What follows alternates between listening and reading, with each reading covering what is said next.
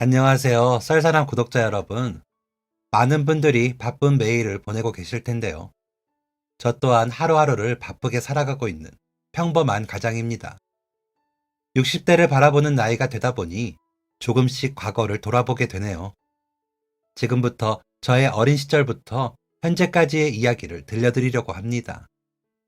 1980년대, 10대였던 저는 배 곪는 시절을 보냈습니다.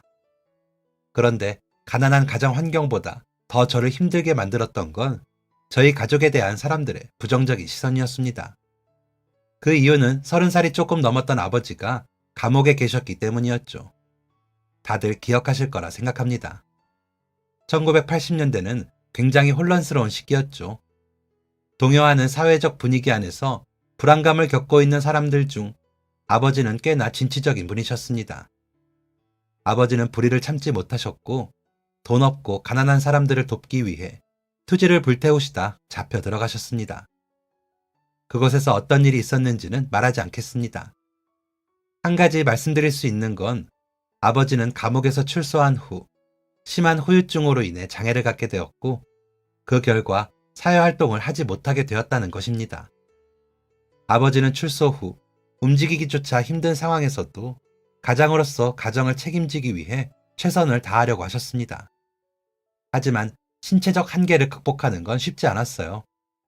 저는 아버지의 강한 의지와 끈기를 보며 아버지를 대단하다 여기기는 했지만 그뿐이었습니다. 사실 그렇게 대단하다고 여기지도 않았던 것 같네요. 당시 저는 제 환경에 불만만 가능했으니까요. 사춘기가 조금 일찍 찾아왔던 저는 전과자의 자식이라는 꼬리표를 달아준 아버지가 원망스러웠습니다. 아버지는 죄가 없다는 것을 알았습니다. 미리 말씀드리자면 아버지의 무고함은 이후에 밝혀졌습니다. 다시 돌아가서 저는 저를 이런 아버지에게서 태어난 세상을 미워했습니다. 학교를 다니는 것조차 어려웠어요. 저와 조금이라도 다은 아이들은 옷을 찢을 듯이 털어냈고 부딪힌 아이의 주변 친구들은 너 그거 버려야 되는 거 아니냐? 놔줘. 내가 불태워줄 테니까. 라며 낄낄거렸죠. 제 학창시절의 기억은 대부분 이렇습니다. 처음에는 억울하다고 말해보기도 했어요. 우리 아빠는 잘못한 거 없어. 뭐래? 경찰이 바보냐? 잘못도 안 한 사람 잡아가게. 넌 그냥 더러운 범죄자의 자식이야. 분에 못 이겨서 주먹을 휘두르기도 했습니다. 이 부분은 제가 잘못했죠. 어쨌든 폭력은 어떤 경우든지 용인되어서는 안 되니까요. 그런데 친구와 싸웠던 것에 대해서만 혼이 났다면 그랬다면 괜찮았을 것입니다. 그런데 어른들의 이런 말은 어린 저를 참 슬프게 했어요. 이래서 가정교육이 중요한 거야. 왜 내가 이런 애들 떠맡아서 이 고생을 하는지. 담임 선생님의 말이었죠. 이후로는 먼저 때리지는 않았습니다. 분에 이기지 못한 친구가 먼저 저에게 주먹을 휘두르면 그제야 싸웠죠. 그런데 이 또한 제 잘못이었습니다. 선생님은 두꺼운 출석부로 제 머리를 툭툭 치며 말씀하셨습니다. 야, 니는 참을 줄도 몰라? 친구가 먼저 그랬다고 너도 그래야 돼? 좀 참을 줄도 알아야지. 한 대 맞았다고 바로 주먹 휘두를 게 아니라 오해를 풀려고 해야 될 거 아니야? 이렇게 성질이 불같아서 어디에 써먹을 수 있겠냐 너를. 제가 먼저 주먹을 휘둘러도 그러지 않아도 혼이 나는 건 저였습니다. 그리고 똑똑히 기억해요. 그렇게 돌아서는 선생님은 제가 들었으면 좋겠다는 듯 이렇게 말씀하셨습니다. 이딴 놈한테 말을 해봤자지. 승질머리도 유전이라니까. 그 말을 듣고 얼마나 가슴이 아팠는지 아직도 그 고통이 생생하네요. 이후로는 무슨 일이 있어도 아무 말 하지 않았습니다. 어떤 행동도 안 했어요. 제 머리를 툭툭 치면 치는 대로, 놀리면 놀리는 대로, 욕을 하면 욕을 하는 대로 가만히 있었죠. 어떤 반응을 하지 않았어요. 그랬더니 더 화가 났는지 괴롭힘은 점점 더 심해져 갔습니다. 학교 생활을 제대로 할 수가 없었죠. 괴롭힘도 힘들었을 뿐더러 선생님들도 제 존재를 불편해 하셨거든요. 무슨 일이 생겼다고 해서 가보면 항상 제가 있었으니 불편해하는 게 어찌 보면 당연했죠. 학교를 그만두고 했던 건 일이었습니다. 어머니는 그래도 학교를 다녀야 하는 건 아니냐 말씀하셨지만 어떤 상황인지 충분히 알고 계셨기 때문에 구태여 얘기하지는 않으셨습니다. 그리고 어머니 홀로 가정을 지키기 벅차셨겠죠. 티는 안 내셨지만 어머니는 많이 힘들어하셨습니다. 거동이 힘든 아버지와 예민한 사춘기 아들, 주변의 시선, 그 시선을 이겨내면서 일해야 하는 상황까지. 이후 어머니와 함께 일을 시작했습니다. 제가 일을 선택하는 기준은 딱 두 가지였습니다. 일한 만큼 돈을 주느냐, 일찍 나가서 늦게 들어올 수 있느냐. 두 번째 기준은 의아하실 수 있겠네요. 제가 일찍 나가서 늦게 들어오는 일을 찾은 이유는 어머니를 최대한 피하기 위해서였습니다. 체력적으로 힘든 건 당연했지만 당시 저는 어렸으니까요. 일찍 나가서 늦게 들어오는 일이 없다면 일을 하루에 2개씩 했습니다. 아니면 어머니가 집에 계시는 시간에 일을 하러 나갔죠. 그렇게까지 한 이유는 나름의 반항이었습니다. 아무 죄 없는 어머니를 향한 반항이었죠. 그러던 어느 날 어머니가 집에 오시기 전 나갈 준비를 하고 있는데 아버지가 저를 부르셨습니다. 혁준아. 네. 아버지와 대면대면한 사이였기 때문에 아버지의 얼굴도 제대로 보지 않은 채 말했습니다. 일 나가니? 네. 저는 아버지와 대화를 하고 있는 상황이 굉장히 불편했습니다. 그래서 대충 말을 끝맺고 나가려고 했어요. 저 일 나가야 돼요. 의뢰하는 나중에 다시 말씀하세요 같은 말도 없었죠. 제 뜻은 명백했습니다. 더 이상 아버지와 대화하고 싶지 않아요. 그런데도 아버지는 저를 불러 세우셨습니다. 저에게 미안한 마음을 가지고 있는 아버지는 제가 아버지를 피하면 그게 당연하다는 듯이 저를 보내주셨었는데 그날은 달랐습니다. 아버지는 어느새 절뚝거리는 다리로 제 앞에 서 계셨어요. 겨우 1분 서 있는 것도 힘들어서 다리를 바들바들 떨고 계셨죠. 의자를 짚고 있는 팔도 떨렸습니다. 얼굴에는 식은땀이 흘렀고요. 저는 그 모습을 보고 있는 게 너무 불편했습니다. 그래서 도망치듯 나왔어요. 저 늦었어요. 그날 하루 종일 위태롭게 서 있는 아버지의 모습이 눈앞에 아른거렸습니다. 아버지가 미웠어요. 나한테 죄책감을 씌우려고 하는 게 분명해. 왜 그러고 서 있는 걸 보여줘서 신경 쓰이게 만들어? 라고 생각했죠. 그리고 다음날 어김없이 나갈 준비를 하는데 아버지가 또 저를 불러 세우셨습니다. 혁준아, 이번엔 대꾸하지 않았습니다. 아버지는 또다시 절뚝거리며 걸어 나오셨어요. 아버지는 화장실에 가는 것마저도 힘들어 하셨기 때문에 현관까지 식은땀을 흘리며 걸어 나오셨습니다. 일하러 가니? 전날과 마찬가지로 꾸역꾸역 현관문으로 걸어 나오는 아버지를 보며 또다시 화가 났습니다. 나한테 왜 이러는 거지? 라고 생각하며 짜증이 가득한 표정으로 돌아서 나왔죠. 아버지는 다음 날도 그 다음 날도 저를 불러 세우셨습니다. 결국 폭발하고 말았어요. 혁준아. 저를 부르며 걸어오는 아버지에게 버럭 화를 낸 것이죠. 아, 적당히 불러요. 일단 욱하는 마음에 소리는 질러봤는데 아버지에게서 돌아오는 반응이 없었습니다. 꼭 감고 있던 눈을 떠서 아버지를 바라보았는데 아버지는 바들거리는 다리로 지팡이에 몸을 기댄 채 울고 계셨습니다. 눈물을 닦기 위해 한 손을 지팡이에서 떼면 넘어질 게 분명했기 때문에 스스로 눈물조차 닦지 못해 눈에서 흘러나오는 눈물이 뺨과 턱을 타고 뚝뚝 떨어지고 있었죠. 당황스러웠습니다. 만 연발했죠. 아버지는 아무 말 못한 채 눈물만 뚝뚝 흘리셨습니다. 그리고는 떨리는 목소리로 미안하다 라며 방으로 돌아가셨죠. 대체 뭐가 미안하셨을까요? 어린 아들이 학교도 다니지 못한 채 일을 하고 있다는 것? 아마 아버지는 하고 싶은 말이 참 많으셨을 겁니다. 학교를 그만둔 게 속상하지는 않은지, 일하는 게 힘들지는 않은지, 당연히 힘들겠지만 구체적으로 어떤 게 힘든지, 왜 어머니와 마주치는 걸 극도로 꺼리는 건지, 마지막으로 이 고생을 하게 만들어 미안하다는 말까지. 그 말을 하실 수 있도록 했어야 했는데, 그 말을 들어드렸어야 하는데 과거에 저는 어리석게도 그러지 못했습니다. 지금이야 이렇게 말하지만 과거에 저는 저를 세상에서 가장 불쌍한 사람이라 여기고 살았습니다. 그런데 그 생각을 흔드는 일을 맞닥뜨리고야 말았어요. 제 나이 18의 일이었죠. 학교를 그만두고 난 뒤부터 18살이 될 때까지의 일이었으니 참 오랫동안 저 자신을 유일한 피해자라고 생각하며 살았네요. 당시엔 밀가루 같은 곡물을 옮기는 일을 하고 있었습니다.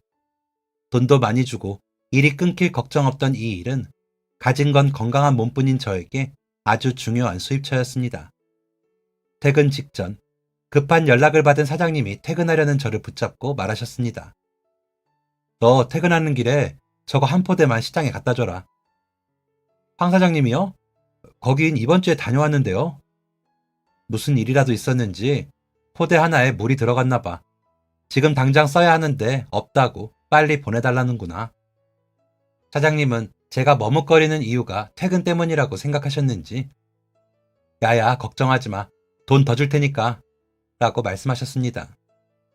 그런데 제가 머뭇거린 이유는 그 때문이 아니었어요. 돈 때문은 아니고요. 혹시 저 말고 다른 사람 없어요? 있으면 집 가는 놈 붙잡고 부탁했겠냐?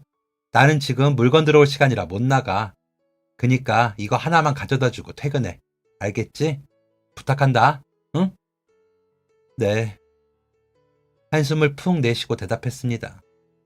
돈을 더 준다는데도 고사한 이유는 제가 가야 하는 시장에 어머니가 일하고 계셨기 때문이었습니다. 그리 크지 않은 시장이었기 때문에 혹시나 어머니를 만날 수도 있겠다는 생각을 했기 때문이었죠. 게다가 제가 퇴근하는 시간은 어머니가 출근하시는 시간이었습니다. 어머니가 어디서 무슨 일을 하시는지 정확하게는 몰랐기 때문에 어머니를 의도적으로 피하는 것도 쉽지 않은 상황이었죠. 참, 왜 그렇게까지 어머니를 피해 다니려고 했는지. 아무튼 다시 돌아가서 저는 울며 겨자 먹기로 밀가루 한 포대와 함께 시장으로 향했습니다. 문지방 다를 듯 오고 다닌 황 사장님의 가게로 가는 동안 뒤도 돌아보지 않았습니다. 그동안 일하며 찾은 지름길로 요리조리 지나갔죠. 얼마나 빨리 걸었는지 헉헉거리며 황 사장님의 가게에 도착했습니다. 아이고, 너 왜 이렇게 땀을 흘리냐? 물이라도 한 잔 주리? 괜찮아요. 안녕히 계세요. 아이고, 물이라도 한 잔 마시고 가지. 저 녀석.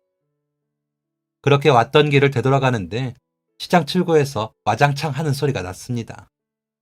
자연스럽게 돌아간 고개를 따라 보게 된 광경 안에는 어머니가 있었습니다. 재수가 없으려니 진짜? 장바구니를 든 한 여자가 앙칼지게 소리를 질렀고 어머니는 그 앞에 떨어뜨린 것들을 부지런히 줍고 있었습니다. 너, 내가 눈에 띄지 말라 그랬지? 어머니는 바쁘게 손을 움직이는 만큼 바쁘게 죄송하다라고 말씀하셨습니다. 머리가 차갑게 식었어요. 아무것도 하지 않고 그저 바라만 보고 있는데 옆에서 아주머니들이 하는 말이 들렸습니다. 저거 또 시작이네. 주변 사람들의 반응은 이런 상황이 익숙한 듯 했습니다. 그런 와중에도 이런 상황을 처음 보는지 한 아주머니가 호들갑을 떨며 다가오셨어요. 또 시작이라니? 무슨 말이야? 아, 자기는 처음 봤겠구나. 아유, 나도 진짜 저 아줌마 대단하다 싶어. 도대체 사람을 얼마나 못살게 굴어야 만족할지. 그러니까 왜 저렇게 사람을 잡아먹을 듯이 굴어? 아주머니 한 분이 설명을 이어가셨습니다. 저기 죄인처럼 있는 사람 있지? 저 사람 아들이랑 저 성질 못돼 먹은 아줌마 아들이랑 같은 학교 같은 반이었는데 애들 둘이 싸움이 났었다나 봐. 그런데 애들이야 뭐 싸우면서 크는 거잖수. 그렇지. 그런데 문제가 저 죄인 같은 아줌마 아들이 먼저 때렸대. 그래? 그것 때문에 저러는 거야? 그래도 저건 아니지. 애들 싸움인데. 상황을 알고 있던 아주머니는 속삭이듯 말했습니다. 그게 저 기세 등등한 아줌마 남편이 경찰서장이야. 얘기를 듣던 아주머니는 깜짝 놀란 듯 입을 막고 눈을 동그랗게 떴습니다. 어머머, 설마 경찰서장 아들 때렸다고 저러는 거야? 얘기가 아직도 안 끝났대? 아유, 이 아줌마야. 그런 거면 우리가 이러지도 않아. 저 아줌마도 참 안타까워. 여기서 저 아줌마는 제 어머니였습니다. 저는 아주머니들의 말에 더욱 귀를 기울였어요. 저 아줌마 남편이 전과자래. 그니까 저 아줌마 아들은 전과자 아들인 건데 서장 아들이 애한테 전과자 아들이라면서 놀렸다나 봐. 애는 그걸 못 참고 주먹을 휘두른 거고. 아줌마들의 반응은 둘로 나뉘었습니다. 아무리 그래도 애랑 어른은 다르지. 그렇게 놀린 애가 잘못했다고 봐, 나는. 또는 그래도 애가 집에서 보고 자라는 게 있는 거야. 아무리 그래도 먼저 때리는 건 아니지. 애가 뭘 보고 배웠을지 누가 알아? 네, 이게 바로 어머니와 저에게 달라붙은 꼬리표였습니다. 세상 모든 사람들이 저희 가족을 이해하지 못한 건 아니었지만 대부분의 사람들이 색안경을 끼고 저희를 바라보았죠. 경찰 집안이잖아. 전과자라면 치를 떠는 사람들이라서 그런지 저렇게 범죄자 가족들이 멀쩡히 돌아다니는 걸 몸서리치게 싫어한대. 원래도 마음에 안 들어 했는데 자기 아들이 맞고 들어오니까 더 싫어진 거지. 눈에 띄면 아들도 감옥 보낼 거라고 으름장을 놨나 봐. 그런 게 가능할 리가 없었습니다. 그런데 가방끈이 짧은 어머니는 그런 것까지는 모르셨던 것이죠. 그래서 서장 아내가 하라는 대로 잠자코 따를 수밖에 없었던 것입니다. 차게 식었던 머리의 온도가 높아지고 심장이 쿵쿵 뛰었습니다. 온몸이 뜨거워졌어요. 분노가 일었습니다. 하지만 어머니와 서장의 아내 사이로 끼어들어가지 못했어요. 저는 그만큼의 용기는 없는 아들이었습니다. 그제야 나만 피해자가 아니라는 사실을 깨달았습니다. 마음이 아주 많이 불편했어요. 어머니에게 미안한 마음이 들기도 했습니다. 물론 애써 무시했지만요. 어머니가 고초를 겪는 모습을 본 뒤 저는 처음으로 아버지의 밥상을 차렸습니다. 퇴근하고 돌아온 어머니가 가장 먼저 하는 게 아버지의 밥을 챙기는 일이라는 걸 알고 있었거든요. 그런데 냉장고를 열자마자 깜짝 놀랐습니다. 냉장고가 텅텅 비어 있었거든요. 제가 버는 돈은 전부 집에 보태고 있었기 때문에 이렇게까지 먹을 게 없는 게 말이 안 됐습니다. 순간 여러 생각이 스쳐 지나갔어요.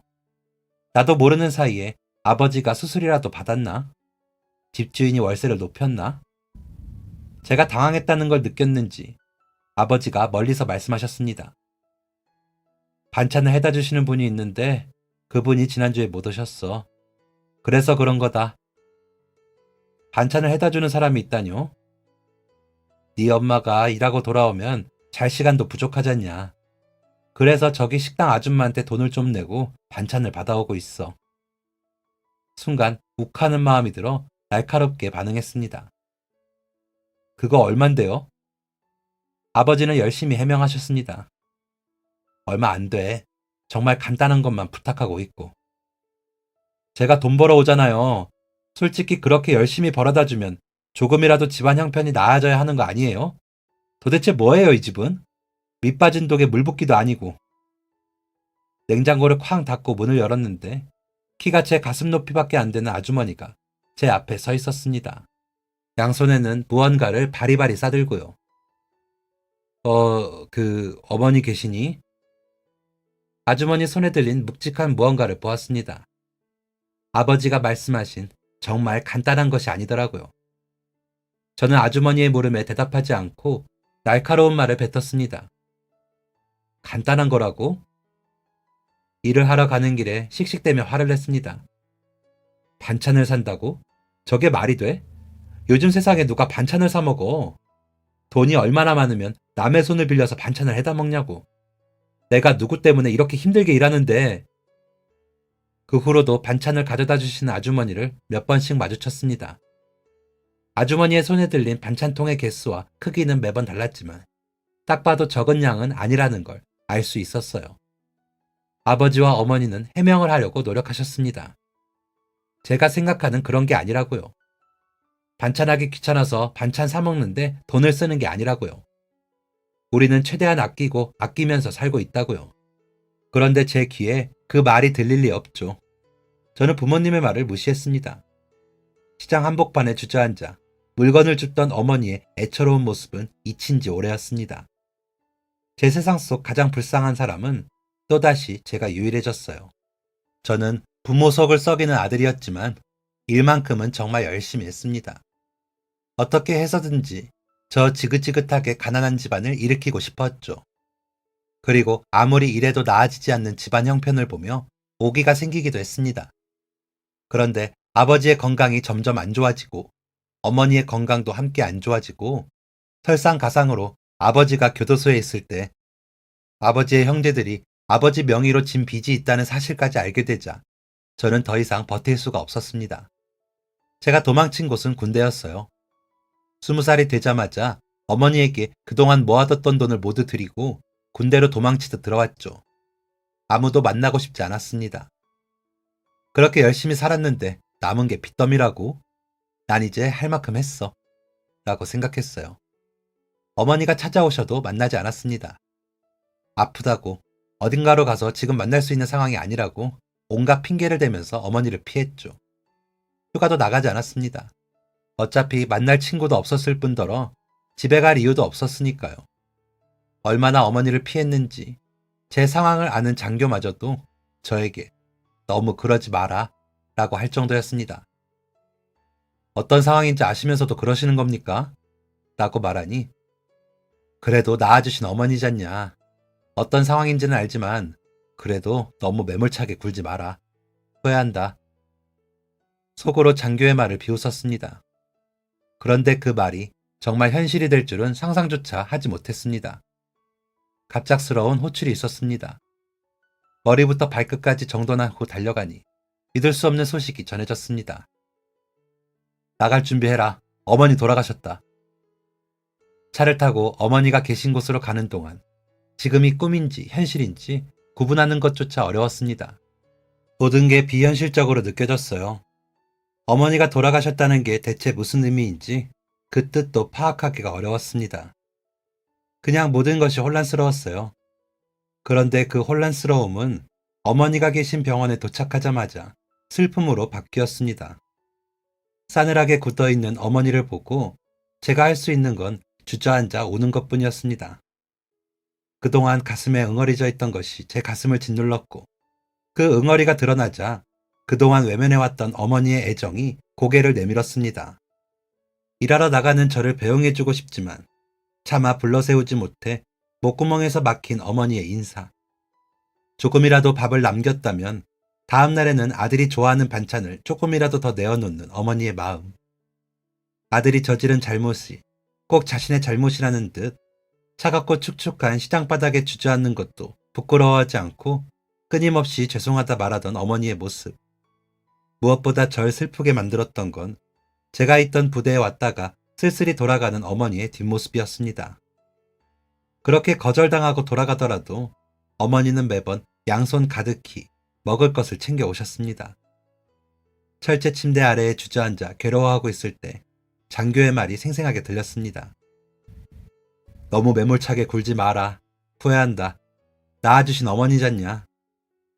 참 나쁜 아들이죠. 어머니의 죽음은 갑작스러운 것이었다고 합니다. 지병이 있긴 하셨지만 약을 먹으면서 조절할 만한 것이었고 그냥 그 나이 또래에 비하면 건강한 편이었다고 했죠. 의사는 고생한 것에 비해 너무 건강하셔서 놀랄 정도였다고 합니다. 그런 어머니가 갑자기 돌아가신 거예요. 그것도 주무시다가. 아버지는 정신을 잃고 한동안 깨지 못하셨습니다. 장례식이 끝날 즈음 의식을 되찾은 아버지가 가장 먼저 한 말은 내가 죽었어야 했다 였습니다. 나 때문에 너무 고생을 한 거야. 그래서 내가 미웠던 거야. 그러니까 이렇게 아무 말 없이 떠난 거겠지. 저는 그런 아버지 옆에서 함께 후회하는 것밖에는 할 수 없었습니다. 손님은 몇 오지도 않는 장례식의 마지막 날 늦은 새벽에 조문객 한 명이 찾아왔습니다. 일어나서 손님을 맞이하려고 하는데 그 손님은 안면이 있는 분이었습니다. 키가 제 가슴 높이만한 반찬을 해다 주시던 식당 사장님이었죠.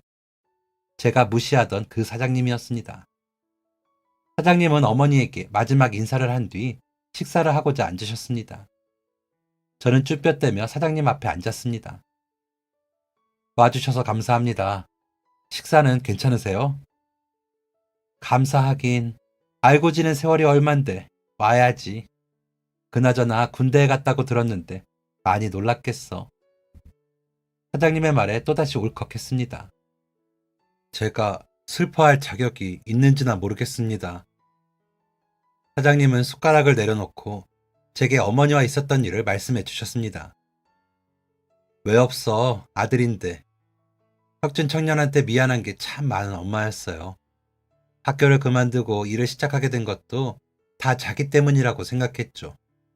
매일 일을 나가는 아들이 안타까우면서도 또 자기 자리에서 성실하게 일하는 아들을 보면 기특하기도 했다가 그런 엄마였어요. 혁준 청년, 엄마는 절대 아들을 미워하지 않았어요. 부모는 자기가 못해준 것만 생각하지 자식이 못해준 걸 기억하지 않아요. 그 말이 진정한 위로가 된 건 시간이 조금 흐르고 난 뒤였습니다.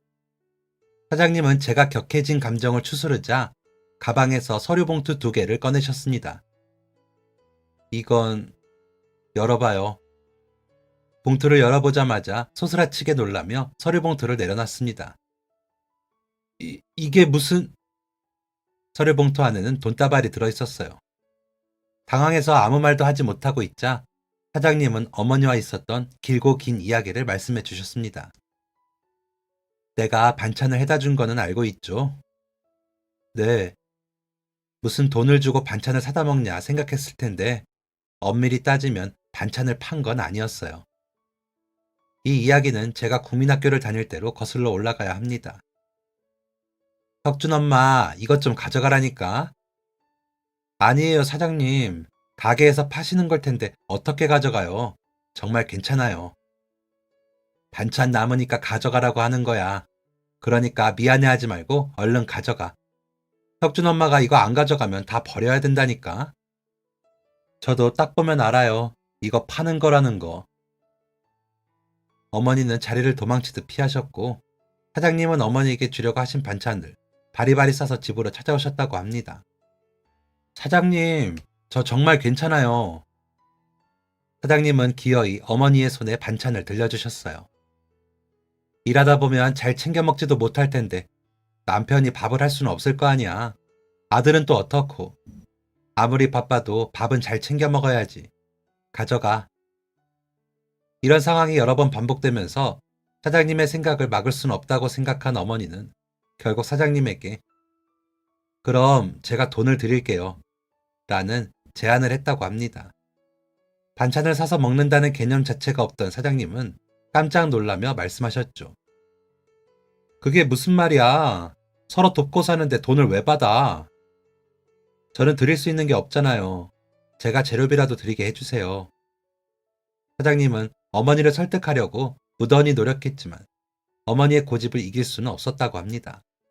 사장님은 저에게 이렇게 말씀하셨습니다. 얼마나 고집이 센지 내가 돈을 안 받겠다고 도망치면 우리 가게에 와서 계산기 앞에 돈을 꽂아두고 갔어. 그런데 그 이야기가 이 돈이랑 무슨 관련이 있나요? 혁준이 네 엄마가 그동안 줬던 돈이야. 수고비라고 해야 하나? 감사의 표시라고 하는 게 맞겠다. 저는 깜짝 놀랐습니다. 이미 어머니가 드린 걸 제가 다시 받을 수는 없어요. 사장님은 이렇게 말씀하셨습니다. 그래, 그렇게 말할 줄 알았어. 그런데 나한테 들어왔으면 내 돈이잖아. 어떻게 쓰든 내 마음이라고 생각해. 사장님의 말이 틀린 것은 아니었지만 양심상 그럴 수가 없었어요. 그래도 이건... 사장님은 가방을 정리하시며 말씀하셨습니다. 그러면 조의금이라고 생각해줘. 나 그래도 혁준 엄마랑 많이 가까웠어. 도무지 거절할 수가 없었습니다. 저는 감사하다고 말할 수밖에 없었죠. 사장님은 신발을 신으며 물었습니다. 이제 아버지는 어떻게 하려고? 제대할 때까지는 시설에 모셔야 할 것 같아요. 사장님은 고개를 끄덕이셨습니다. 그래, 그게 최선이겠지. 사장님은 마지막으로 제 손을 붙잡고 이렇게 말씀하셨습니다. 아마 우리가 다시 볼 일은 없을 것 같은데 내가 혁준 엄마랑 많이 친했던 사람으로서 한마디 하자면 너무 힘들어 하지 마. 혁준 엄마는 혁준이를 100번이고 1000번이고 이해했어. 잘 살아줘. 그게 엄마가 바라는 걸 거야. 참 감사하더라고요. 사장님은 제가 국민학교에 다닐 때부터 어머니가 돌아가셨을 때까지 매번 반찬을 해다 주셨다고 합니다. 어머니가 감사의 표시라고 드린 돈은 아주 최소한의 금액이었음에도 불구하고 좋은 반찬도 아끼지 않고 가져다 주셨죠.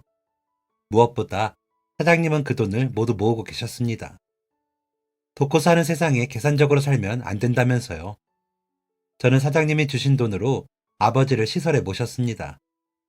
그리고 제대한 직후에는 아버지를 직접 모셨어요. 어머니에게 해야 하는 만큼 아버지에게 더 잘했습니다. 안 해본 일이 없을 정도로 정말 열심히 살았습니다. 아버지는 내가 좀 불편해도 되니까 그렇게 열심히 하지 마. 사람도 만나고 친구도 좀 만들고 취미 생활도 만들고 그래야지. 라고 말씀하셨지만 친구 없이 일만 했던 저에게 그건 참 어려운 일이더라고요. 제가 열심히 한 건 일뿐만이 아니었어요. 아버지의 억울함을 푸는 것도 함께 했습니다. 아버지가 감옥에 들어갔을 때의 사회적 분위기와 그 당시 주변인들의 진술, 그 당시 아버지가 적은 일기를 토대로 아버지의 무죄를 입증했죠. 이제 그 누구도 아버지를 죄인이라 말할 수 없었습니다. 그 덕에 아버지는 돌아가시기 직전 내가 지고 가야 하는 돌덩어리가 너를 힘들게 했는데 너는 그 돌덩어리에 짓눌리지 않고 오히려 그 돌덩이를 산산이 부서뜨리는구나. 네가 내 아들이라서 정말 감사하고 행복하다. 라고 말씀하셨습니다. 그날도 참 많이 울었던 것 같네요. 어머니가 특히 많이 생각나는 날이었습니다.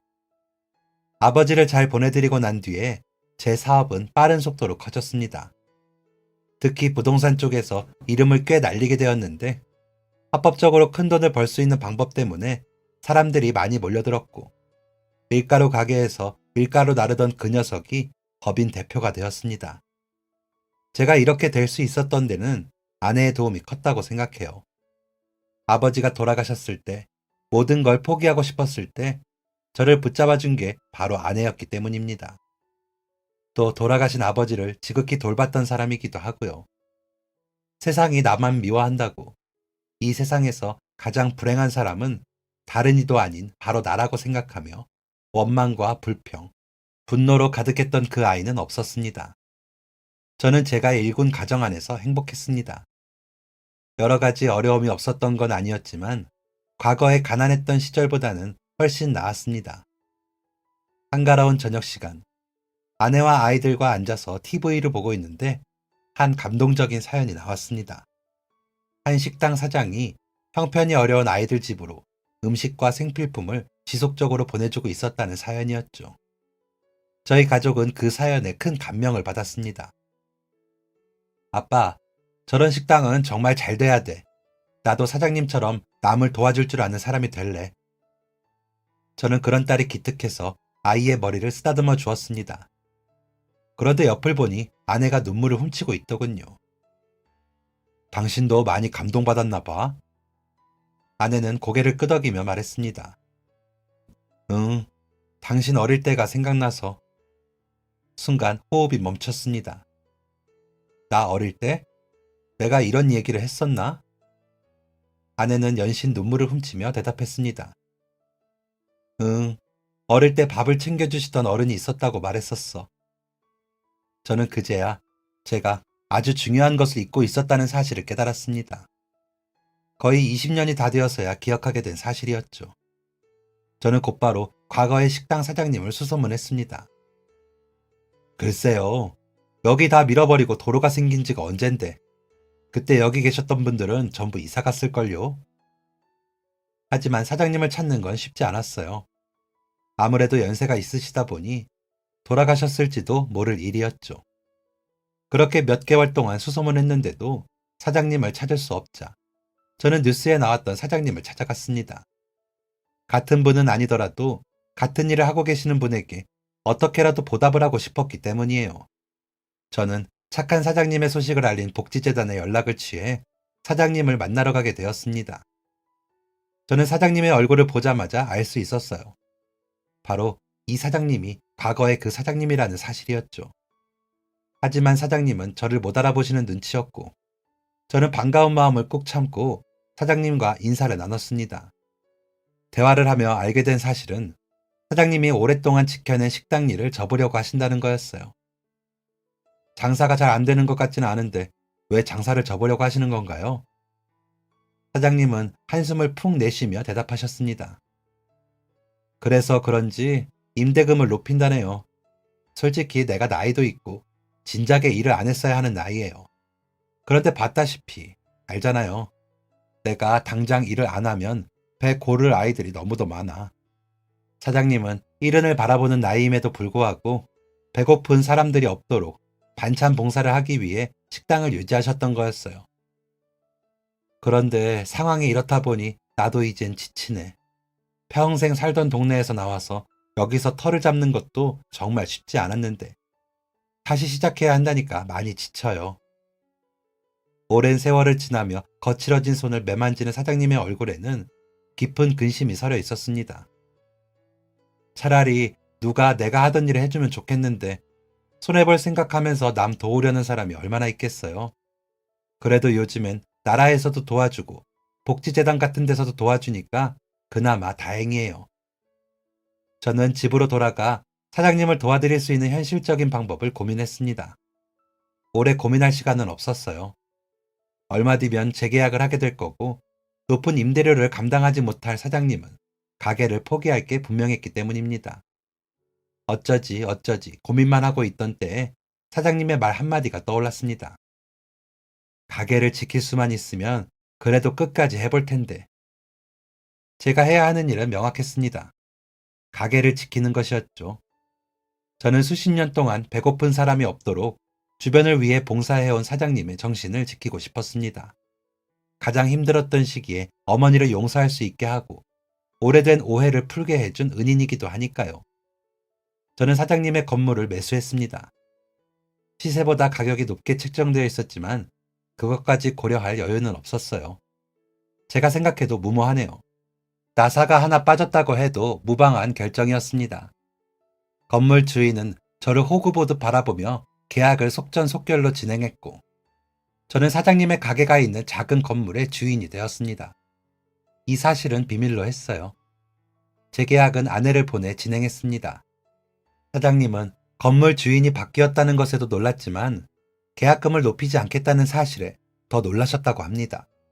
그렇게 사장님은 장사하시던 곳에서 계속 장사를 할 수 있게 되었고 계속 마음에 걸려하던 반찬 봉사를 이어가실 수 있었어요. 언제까지 이 봉사를 하실 거냐 여쭈어보니 내가 돕는 사람들이 내가 없어도 밥 먹을 걱정 안 할 수 있을 때까지는 하고 싶어요. 그래서 꾸준히 동사무소에 연락도 하고 있고 단골 손님인 척 여러 번 가게를 들락날락하면서 알게 된 사실은 사장님의 아들이 가게를 물려받고 싶어 하신다는 것이었습니다. 그런데 사장님은 그런 아들에게 꿈도 꾸지 마라 라고 말씀하셨죠. 번듯한 직장도 있는 놈이 왜 그래? 처자식도 딸린 놈이 이 일은 해서 뭐 하려고? 아들이 이 가게를 물려받고 싶은 이유는 단 하나였습니다. 사장님이 하고 계셨던 일을 계속하는 것이었죠. 사장님은 고개를 절레절레 흔들며 단호히 말씀하셨습니다. 그래도 안 돼. 이런 도움이 필요한 사람들이 있다는 것도 알려줬고 이제 나라에서도 도와줄 거야. 너는 다른 방법으로 도울 생각을 해야지. 굳이 이 반찬 가게여야 하는 이유가 뭐니? 가끔 두 분이 이야기를 듣다 보면 부끄러운 이야기도 들렸습니다. 그런데 이번에도 월세를 내렸대요. 응, 이건 아예 안 받는 수준인데 이렇게 해서 뭐가 남기는 하는 건지 모르겠다. 무슨 문제라도 있는 건 아니겠죠? 아무리 그래도 이 정도 월세는 너무 저렴한데.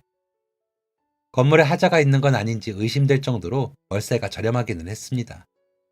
저는 이런 얘기가 나올 때면 얼굴이 빨개져서 도망치듯 나오곤 했어요. 그렇게 가게를 나오고 일이 바빠 오랜만에 가게에 들른 날이었습니다. 가게 문 앞에 이런 종이가 붙어 있더라고요. 건강상의 이유로 쉽니다. 그리고 얼마나 쉴지는 적혀 있지 않았죠. 저는 아내를 통해 전화를 걸었습니다. 사장님의 아들이 전화를 받더라고요. 아내가 말했습니다. 가게가 닫혀 있던데 무슨 일이라도 있으신가요? 사장님의 아들이 말했습니다. 어머니가 건강이 안 좋아지셨어요. 많이 안 좋으신가요? 연로하셔서 그런 거라 휴식이 좀 필요하시다네요. 사장님은 예전의 건강을 회복하지 못하셨습니다. 가게는 오랫동안 문을 열지 못했죠. 사장님은 결국 가게 문을 닫겠다는 결정을 하셨습니다. 그동안 월세 안 받으신 건 정산하도록 할게요. 편히 봐주셔서 감사해요. 그나저나 오늘은 남편분이랑 함께 오셨네요. 저는 사장님을 설득하려고 했습니다. 괜찮으니 계속 계셔도 된다고요. 하지만 그 말은 사장님에게 부담만 될 뿐이었어요. 오랫동안 자리를 지키며 다른 사람들을 도와온 사장님에게는 이제 휴식이 필요했죠. 저는 이제 그만하시겠다는 사장님의 뜻을 존중했고, 이제야 제가 누구인지를 밝혔습니다. 사장님, 혹시 저 기억하세요? 사장님은 고개를 갸웃거리며 물으셨습니다. 우리가 알던 사이였나요? 저는 사장님의 근황을 알았을 때부터 하고 싶었던 말을 꺼내놓았습니다. 봉영동에서 살았던 새 가족 기억나세요? 아버지는 편찮으시고 어머니는 혼자 일하면서 저를 키우셨는데 저도 학교를 그만두고 일을 했었어요. 그때 저희 집에 반찬을 가져다 주고는 하셨는데 사장님은 기억이 나셨는지 눈을 크게 뜨며 놀라셨습니다. 혁준이? 놀란 건 사장님뿐만이 아니었습니다. 저를 기억하세요? 사장님은 힘겹게 자리를 고쳐 앉으시고는 반가운 목소리로 말씀하셨습니다. 그럼 기억하지. 아이고, 어머니 돌아가시고 어떻게 지내나 궁금했는데 소식이 없어서 걱정 많이 했어. 어떻게 이렇게 만나니? 사장님과 저 사이에는 밀린 이야기가 많았습니다. 사장님은 제가 어떻게 그 건물의 사장이 되었는지 궁금해하셨고, 저는 모든 사실을 말씀드렸어요. 제 이야기가 끝날 때쯤 사장님은 울먹거리고 계셨습니다. 어쩜 이런 우연이 다 있어. 만날 사람은 어떻게든 만난다고 하잖아요. 그 말이 딱 맞더라고요. 그런데 아무리 그래도 나 때문에 건물을 사다니 이건 말이 안 돼. 건물 가격이 오른 상태였는데 그걸 샀다는 건 손해를 봤다는 거잖니. 괜찮아요. 생각하시는 것보다 저 많이 성공했어요. 사실 아주 괜찮은 건 아니었습니다. 어쨌든 손해를 보고 건물을 산 건 맞으니까요. 하지만 그 선택의 후회는 없었습니다. 이후로는 제가 어떻게 살아왔는지 말씀드렸습니다. 아버지가 돌아가시고 일을 하고 아내를 만나고 망할 위기가 있었지만 다시 일어나고 아이를 낳고 아이를 기르고 사장님을 만날 때까지의 모든 상황을 말이죠. 옆에서 이야기를 듣던 사장님의 아들도 크게 감동받은 모양이었습니다. 지금은 아니지만 어릴 때만 해도 어머니가 이렇게 남들을 돕는 게 미련하다고 생각했어요. 어머니가 하시던 일을 이어받아서 하겠다고 말하는 주제에 부끄럽지만 사실 바로 어제까지만 해도 이렇게 사는 게 내 생각만큼 의미가 있는 건지, 내가 이렇게 열심히 다른 사람을 도와준다고 해서 그 사람들의 인생이 바뀌는 것도 아닌데 이렇게 열심히 도울 필요가 있는 건지 고민했었어요. 그런데 이런 이야기를 들으니 역시 어머니가 옳았다는 생각이 드네요. 저는 사장님의 아들에게 대답했습니다. 평범한 생각으로는 사장님을 미련하다고 생각할 수도 있겠죠. 아무도 알아주지 않는 일을 꾸역꾸역 홀로 하신 거니까요. 그런데 한 가지 확실한 건 사장님이 없었더라면 저는 이렇게 될 수 없었을 거라는 거예요. 어머니가 돌아가셨을 때 사장님이 저를 찾아오지 않으셨다면 저는 아버지마저 버리고 도망쳤을지도 모릅니다. 그리고 삶의 목적 없이 방황하다가 세상을 떠났을 수도 있겠죠. 제가 이렇게 사람 구실하면서 살고 있는 것도, 사랑하는 아내를 만나서 예쁜 아이들을 얻을 수 있었던 것도 사장님의 덕이 큽니다. 그렇게 제가 누구인지를 밝히고 사장님 가족들과는 좋은 인연으로 남기로 결정한 뒤에 사장님은 가게를 정리하셨습니다. 사장님이 하시던 봉사는 저와 사장님의 아들이 사비로 돕기로 했죠. 그런데 얼마 지나지 않아 제가 샀던 건물 주변에 있던 아파트의 재개발이 확정되었습니다. 사실 제가 건물을 사기 전에도 말은 나왔지만 재개발을 안 할 거라는 여론이 지배적이었고 제가 볼 때도 재개발이 될 가능성이 없었거든요. 그런데 재개발이 확정되자 난리가 났습니다. 저에게 건물을 팔았던 전 건물주는 뭐가 그렇게 화가 났는지 전화를 해서는 욕을 해댔습니다. 야, 너 다 알고 있었지? 너 이 자식, 그 돈 주고 살 때부터 알아봤어. 뭐가 있었던 거야? 산전수전 다 겪어본 제가 그런 소리에 꿈쩍할 리가 없죠. 저는 전 건물주의 말을 가볍게 무시하고 주변 환경의 변화를 유심히 지켜봤습니다. 재개발 구역 주변의 건물 가격들이 폭등했고 제가 가진 건물도 마찬가지였습니다. 저는 건물 전체를 리모델링했고 현재 그 덕으로 큰 이익을 봤습니다. 최근에 살짝 떨어지긴 했지만 그래도 높은 가격으로 건물을 유지하고 있죠. 아파트가 세워지고 상권이 활발해지면서 가장 먼저 한 건 사장님의 아들에게 연락하는 것이었습니다. 형님은 제가 연락한 이유가 봉사 때문일 거라 생각했지만 아니었습니다. 뭐? 건물 1층에 어머니가 하시던 가게를 다시 열자고? 네, 전에 형님이 말씀하셨던 그거 있잖아요. 그걸로 사업을 해보면 어떨까 싶어요. 내가 말을 꺼내기는 했지만 그래도 지금 당장 회사를 그만두고 당장 사업을 하기가 쉽지 않아. 너도 알잖아. 초기 자본금 구하기가 얼마나 어려운지. 그리고 우리 어머니 하시면 진짜 쓰러지셔. 형님의 사업에 확신이 있었던 저는 화끈하게 투자하기로 마음먹었습니다. 1년 동안 임대료를 받지 않고 초기 자본금의 일부를 투자하는 대신 이익이 나면 그중 일부를 일정량만큼 가져오는 것이었죠. 고심하던 형님은 사업에 뛰어들었고 현재 사업의 규모를 꽤 키운 상황입니다. 형님은 어머니가 받아야 하는 은혜를 내가 받는 것 같아 마음이 불편하다 라고 하셨지만 저는 그렇게 생각하지 않습니다. 제가 형님에게 투자하고 도울 수 있었던 건 사장님이 절 도와주셨기 때문이니까요. 결국 사장님이 없었다면 제가 사장님의 아들을 도울 방법도 없었다는 것입니다. 살다 보면 손해를 감수하고서라도 해야 하는 일이 있는 것 같습니다. 제가 손해를 감수하면서까지 그 건물을 산 것처럼요. 하지만 보통의 사람은 눈앞에 보이는 이익만 쫓아가죠. 저 또한 그런 사람 중 하나였습니다. 그러나 이익보다 사람의 도리를 우선할 때 예상하지도 못한 행운이 찾아오는 것 같습니다. 저는 제가 세상에서 가장 불행한 사람인 줄 알았습니다. 하지만 이제 저는 세상에서 가장 행복한 사람입니다. 그리고 어머니와 아버지에게 단 한 번이라도 좋으니 꿈에서라도 미안하다고 사랑한다고 말하고 싶은 그런 아들입니다. 여러분들은 더 늦기 전에 여러분을 사랑해주는 사람들에게 마음을 표현해보세요. 제 사연은 여기까지입니다. 지금까지 들어주셔서 감사합니다. 지금까지 사연 들어주셔서 감사합니다. 사연이 재밌으셨다면 구독과 좋아요를 눌러주세요. 감사합니다. 안녕히 계세요.